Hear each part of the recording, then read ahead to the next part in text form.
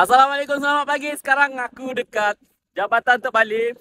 Last run Cashion Kelantan dan first loran aku untuk tahun 2026. InsyaAllah sebagai pembakar semangat tahun ni. Sekarang aku dekat kilometer 12.8. 12.8. Dan sekarang aku on the way balik. InsyaAllah ada dalam 12 kilo lagi. So total hari ni lebih kurang 25 kilo ataupun 24 kilo macam tu lah. Sekarang aku dekat Jabatan Tok Bali ataupun dikenali sebagai Pelabuhan Tok Bali. Cantik. Sini cantik. Cantik-cantik lah. Aku tak tahu macam mana aku nak balik lagi. Jauh lagi ni. Cuaca dah mula panas. InsyaAllah kita slow je janji habis. Okay, mantap. Let's go. Alhamdulillah first loran aku 2026. Aku dapat 26.26. Sebenarnya 2026 lah kononnya. Tapi hari ni barai gila. Aku tak boleh cakap apa, memang barai gila. Aku nak video pun tak larat. Biasa sebab training 5 km.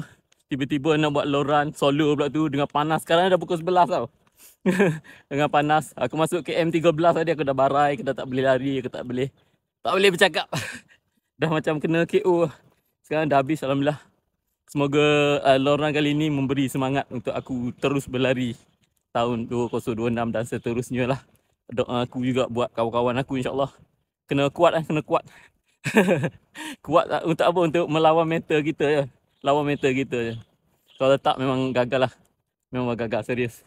Aku give up gila tadi. Aku hampir-hampir nak telefon Grab. Pergi sedap, pergi. Oh rasa boleh ni, boleh. Pergi dah sampai checkpoint kan, nak patah balik dah. Dah mula rasa lah. Dah mula rasa jauh, dah mula rasa mental, dah panas kan. Matahari terpajak atas kepala.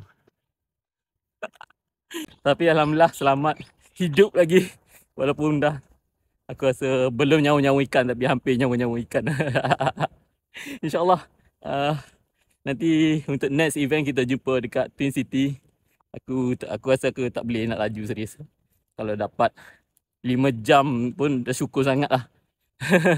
Bawah 6 jam lah insyaAllah. Okay. Hari ni kasut aku. Oh. Hari ni aku pakai Bimai Jinta 3 Turbo. Dan kasut ni bagi aku sangat-sangat padu, sangat-sangat puas hati. Pembelian yang berbaloi. Sangat-sangat sedap. Tadi walaupun aku pewai, aku bong, aku boleh lagi tarik 6 kecil, 5.5, 5.40 tu boleh lagi. Padahal gas dah habis, kaki dah jelly tapi boleh. Sebab dia ringan dan dia rasa kita boleh pergi tu. Kalau nak beli, serius. Bimai ni memang sedap. Aku tak menyesal dan aku jujur cakap memang sedap. Kalau tak percaya, kau boleh tanya kawan-kawan yang pernah pakai Jintan 3 Turbo ni. Tanya review dia dulu sebelum beli, insyaAllah. Okay, itu saja untuk hari ni. Alhamdulillah habis. InsyaAllah kita jumpa lagi. Assalamualaikum, bye-bye.